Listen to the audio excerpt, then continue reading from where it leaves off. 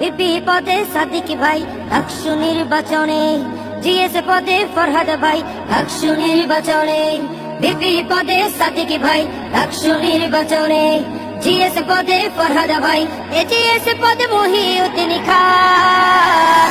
এই প্যানেলটি জয়ী হলে ভাই থাকবে সুলাইমান, শিবির প্যানেল জয়ী হলে ভাই থাকবে সুলাইমান, শিবির প্যানেল জয়ী হলে ভাই থাকবে সুলাইমান, শিবির প্যানেল জয়ী হলে ভাই থাকবে সুলাইমান। ভোট দিও ভাই মননে যাদের সততায় ভরা, বুকে আছে হিম্মত, সকল ছাত্র ছাত্রীরা পে তাদের আমানত। ও